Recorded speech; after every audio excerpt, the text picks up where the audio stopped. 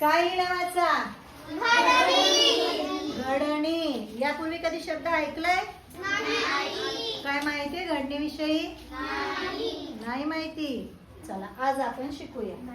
हे काय आहे? काय आहे हा? 3D.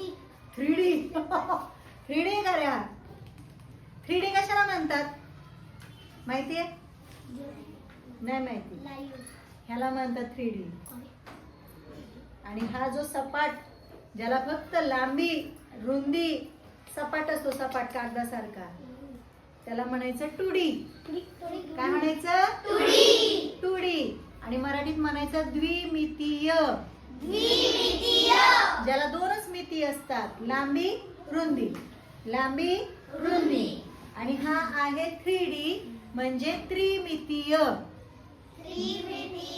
मग ह्याला लांबी असते, रुंदी असते आणि व्हेरी गुड, उंची असते. लांबी, रुंदी, उंची, किंवा त्याला तुम्ही जाडी पण म्हणू शकता. हा एवढा जाड आहे. लांबी, रुंदी, उंची. याला म्हणायचं 3D, याला म्हणायचं 2D. आता बघा, जेव्हा हा 3D आहे, त्रिमितीय, त्रिमितीय वस्तू जेव्हा द्विमितीमध्ये दाखवली जाते, नीट ऐका, त्रिमितीय वस्तू किंवा त्रिमितीय आकार जेव्हा द्विमितीय मध्ये दाखवलं जातं तेव्हा त्याला म्हणायचं घडणी. काय म्हणायचं? घडणी. बघा आता तुम्हाला दाखवते. हा बॉक्स आहे. मजा बघा, हा बॉक्स मी अशा प्रकारे एकमेकांसमोर आणला. बघा मी करून दाखवते. बघा बघा, झाली का नाही? 3D झाली का नाही? त्रिमितीय आकार दिसला का नाही? ज्याला लांबी, रुंदी, उंची पण आली. आणि उघडल्यावर काय झालं? 2D म्हणजे द्विमितीय. ठीक आहे. आता आज आपण घडणीवर बघणार आहोत. घडणी म्हणजे काय?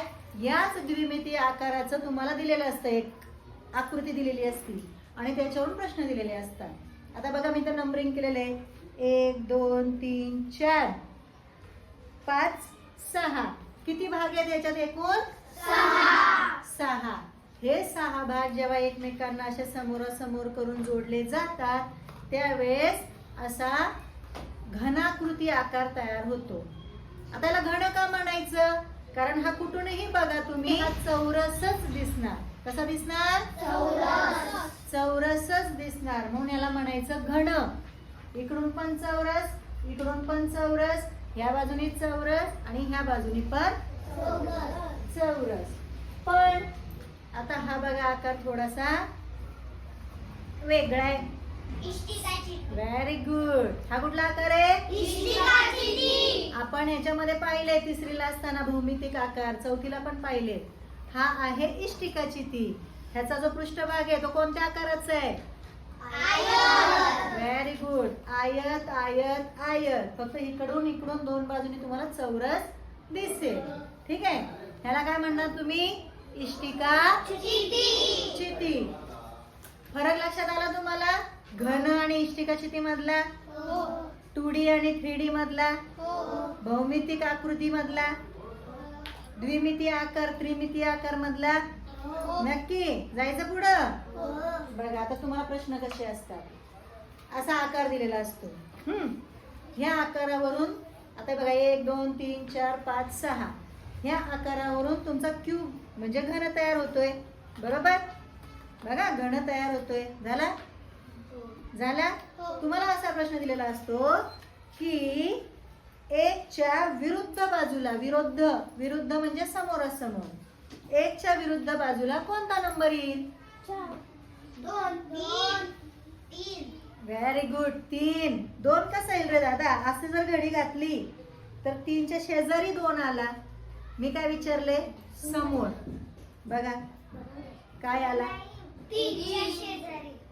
1च्या समोर आला 3. 5च्या समोर काय येणार? 6. Very good. 4च्या समोर काय येणार? 2. कळते मला काय म्हणायचंय? म्हणजेच एक डोक्यात फिट्ट करून ठेवायचं, जे नंबर शेजारी शेजारी आहेत चिटकून चिटकून शेजारी शेजारी ते कधीही एकमेकांच्या समोर येत नाही. आणि जे एक घर सोडून पुढे आहेत ते एकमेकांच्या समोरासमोर येतात. काय अवघड आहे? सोपं आहे का नाही? काय अवघड आहे? नाही. आता याच्या पुढचं सांगते मी. हा जर समजा आपण घेतला, आता पण आपण पाहिलं त्याला 3 भाग होते, 4 भाग होते. आता बघा त्याला किती भाग आहेत? 6. आता एक मी गंमत करते, त्याचा एक भाग मी काढून टाकते. किती भाग राहिले रे? 5 भाग राहिले. किती भाग राहिले? 5 भाग राहिले. आता जर मी याची घडणी केली, बघा मी घडणी करते. घडणी म्हणजे त्याचा बॉक्स बनवायचा आपल्याला 3D सारखा. मग बघा हा बंदिस्त होईल का? उघडा राहणार. मग ज्याचं तोंड उघडं राहते, ज्या घडणीमध्ये किंवा ज्या 3D तयार करताना त्याचं तोंड उघडं राहते, तर त्याला काय म्हणायचं माहितीये? पेंटोमिनो. काय म्हणायचं? आहे का नाही गमतीशीर नाव? पेंटोमिनो म्हणजे ज्याचं तोंड उघडं राहते.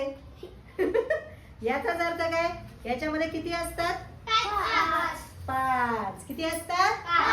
5 वरून पेंटोमिनो. काय करा लक्षात? 5 भाग पेंटोमिनो. या घडणीमध्ये नेहमी 5च भाग असतात, त्याला म्हणायचं पेंटोमिनो. जर तुम्हाला प्रश्न आला खालील आकृतीपैकी पेंटोमिनो ओळखा, मग सरळ सरळ चौरस मोजायचे किंवा आयताकार असेल तर आयत मोजायचे. बरोबर 5 असतील तर ती काय झाली? पेंटोमिनो. आहे का काय अवघड? दुसरा प्रश्न असा असतो की समोरासमोर कोणती बाजू येईल? समजले तुम्हाला?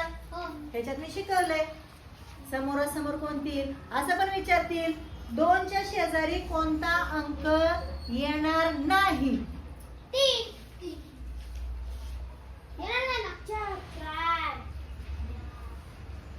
2च्या शेजारी कोणता अंक येणार नाही? मी मागाशी सांगितलंय संविधान, एक घर सोडून जो पुढे असतो तोच समोरासमोर येतो. म्हणजे समोरासमोर येतो म्हणजे शेजारी येत नाही. ना वर ना खाली ना डावीकडे ना उजवीकडे. तुम्ही नाही बोललेले नाही काय? 2च्या शेजारी कुठला अंक येत नाही असं बोललेलं. हा ना. मग 2च्या शेजारी 4 येणार नाही, कारण 3 येणार. बघा 3 येणार, 6 येणार, 1 येणार, 5 येणार, 4 समोर आला. शेजारी विचारले मी. शेजारी म्हणजे लगत. लगत कळते का? आता संविधान बसलंय तक्षशिलच्या शेजारी आणि यशच्या शेजारी, गणेशच्या पण शेजारी. पण मागचा गणेश जामकरच्या शेजारी येईल का तो? नाही. कळते का? ह्याला म्हणतात घडणी. अजून काय प्रश्न आहेत तुम्हाला? काय समजलं नसेल तर विचारा. इथपर्यंत समजलंय? अजून काय प्रश्न? याच्यावर तुम्ही प्रश्न सोडवू शकाल? बरं अजून एक जाता जाता प्रश्न. या आकृतीमध्ये बघा नीट ऐका. या आकृतीमध्ये 5च्या शेजारी कोणता अंक येईल? Very good. सोपं आहे का नाही? या आकृतीमध्ये 5च्या समोर कोणता अंक येईल? 6. ही आकृती पेंटोमिनो आहे का? नाही. यालाच म्हणायचं घडणी. आली का डोक्यात घडणी? सोडवा याच्यावरचे प्रश्न.